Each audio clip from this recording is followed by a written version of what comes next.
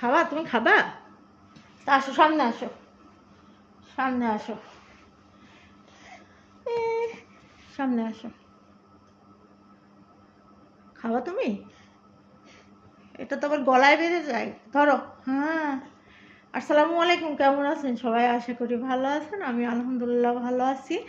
তো চলে আসলাম আমার একটা নতুন ভিডিওতে। তো কিন্তু সবার আগে আমি বলতে চাই যে আমার আমার ফেসবুক পেজে গিয়ে একটা ফলো দিয়ে পাশে থাকবেন। আমার ইউটিউব চ্যানেল এমডি রোজা খান ব্লগ, ওখানে গিয়ে একটা সাবস্ক্রাইব দেবেন, বেলঘাটি বাজিয়ে আমার পাশে থাকবেন। আর নতুন নতুন ভিডিও পাওয়ার জন্য আমার সাথে থাকেন। তো চলে আসলাম, এখন তো শীতের শুরু। এই যে পিঠা খেতে বসে গেছি, ভাপা পিঠা, অনেক যে ভাপা পিঠা বলে, ধুপি পিঠা বলে। তো এই তো খেতে বসে গিয়েছি। এই যে রাফসান আগেই খাবে, ওরা ধৈর্যতে নিচ্ছে না। হ্যাঁ, ও আগেই খাবে। তো শীতের শুরু শুরু, পিঠা তো খেতে হয়। আর শীত মানেই পিঠাগুলি। আর অনেকটা হয়ে গিয়েছে, হয়েছে, গুড় বেশি হয়েছে মনে হয়। বিসমিল্লাহ।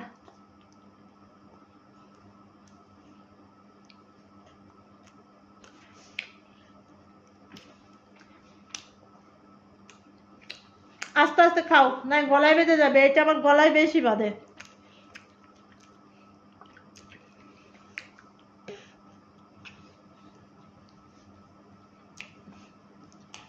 বাইরে গিয়েছিলাম,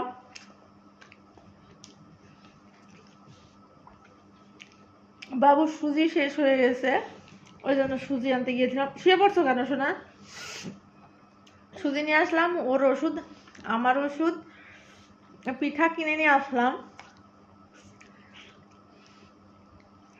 জেলখানা মোড় থেকে পিঠা কিনে নিয়ে আসলাম।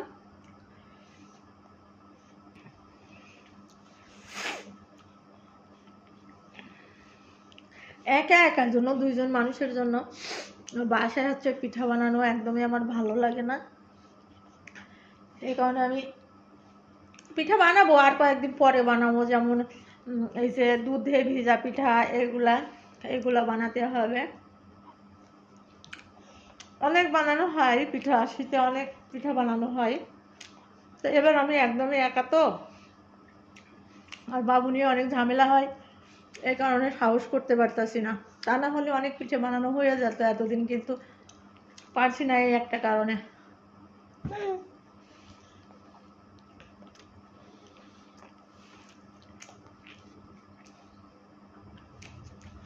পিঠেগুলো আবার গলায় বেজে যায় বেশি, ওই জন্য অল্প অল্প করে দিতেছি ওর। এর আগে কি হয়েছিল, ওর আবার বেশি গলায় বাঁধে। এর আগে একদিন কি হয়েছে, ও একটু মাংস টাংস একটু বেশি খায়, ভালো মানে যে পছন্দ করে, তো মাংস খায়। আমি এবার মাংসগুলা ছিঁড়ে ছিঁড়ে আঙুলের মাথা দিয়ে টিপে টিপে একটু নরম করে করে গলা গলা মতো হয়ে যায়, তখন খাওয়াই। তো সামনে খাবার রয়েছে, তো আমি আবার রাইখা দিয়া হচ্ছে আমি এবার পানি আনতে গিয়েছি। পানি মানে যে ও খাবে, কাপে পানি নিব। আর ওর মাংসের দলাটা বেশি বড় ছিল না, ওই মুখে দিয়ে দিয়েছে, দিয়ে গলায় বেঁধে গেছে, আর সেটা নামে না। তখন তো এই দেখি অবস্থা খারাপ, আমার তো ভয় লেগে গেছে, কেউ বাসায় ছিল না। তারপরে আমি একাই ওকে হসপিটালে নিয়ে গিয়েছিলাম। নিয়ে গিয়ে তাড়াতাড়ি করে তখন মাংসটা নামাই নিয়ে আসলাম হসপিটাল থেকে। মানে নাকের ভিতরে পাইপ দিয়ে মাংস নামালো। এই ছেলে, চুপ, বসো। এখন খাওয়াইতে গেলে আমার সবচেয়ে আগে বেশি ভয় করে, ওই জন্য পানি নিয়ে বসি আগে। আর ওর সামনে এরকম খাবার আমি রাখি না, একা একা কোথায় খেয়ে ফেলবো, তো ছোটো মানুষ বলতেও পারবে না। বাচ্চাদের গলায় মানে নিজেরা সচেতনতা না হলে পারে বাচ্চাদের নিয়ে অনেক সমস্যা হয়, যেমন আমি শিক্ষা পেয়ে গেছি। আর আরেকদিন হচ্ছে ওষুধ খাওয়াতে গিয়ে, ওষুধ এমনি নাপা এক্সট্রা সিরাপটা আছে না জ্বরের জন্য, নাপা এক্সট্রা সিরাপ, নাপা সিরাপটা মানে ওদের জন্য অনেকটা একটা বিষয়, সেন্সিটিভ একটা বিষয়, যে ও গলায় বাঁধে। নাপা সিরাপটা বেশিরভাগ গলায় বাঁধে। তবে পিঠাটা খাচ্ছি, কিন্তু স্বাদ না পিঠাটা।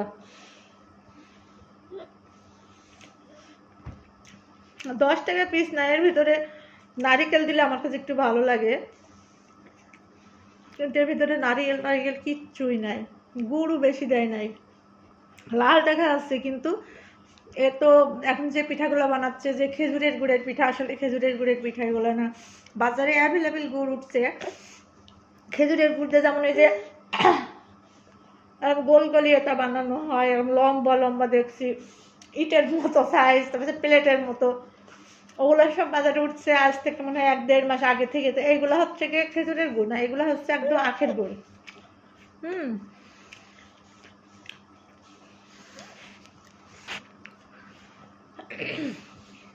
রাফসানার পিঠা খেতে পারছে না। ওর কাছে মনে হয় ভালো লাগছে না, স্বাদ লাগছে না, আমার কাছে স্বাদ লাগছে না, তো ও মনে হচ্ছে খাচ্ছে না, কয়েকবার মুখে নিয়ে আর খায় নাই, নানা করতেছে। দেখি দাঁড়াও, দুষ্টামি করছো কে? দুষ্টামি করে কেউ? আমি খাচ্ছি না। তোর লাইফের আজ তো প্রথম পিঠা খাওয়া, যেহেতু গত বছর এই সময় ওর বয়স ছিল 1.5 মাস, কিন্তু ও আসলে পিঠা বুঝতে পারতেছে না, ওর কাছে মানে কেমন আছে, খাবে কি খাবে না এরকম মানে ইয়ে করতেছে। খাওয়া তুমি খাবে না? এরকম করে খাবে না।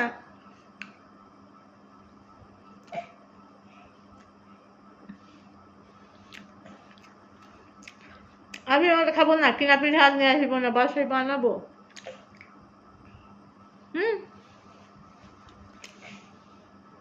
কিনা পিঠা ভালো লাগছে না, খেতে খাওয়া যাচ্ছে না, ধরো।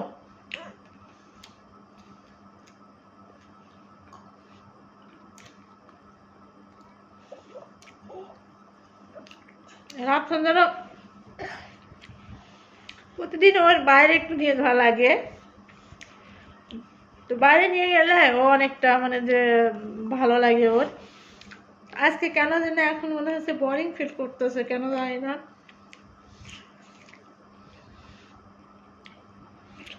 ওর মনে হয় ভালো লাগছে না। কি হচ্ছে শোনা রাফসান? আচ্ছা, সব কথার এক কথা, পিঠা খাওয়া শেষ।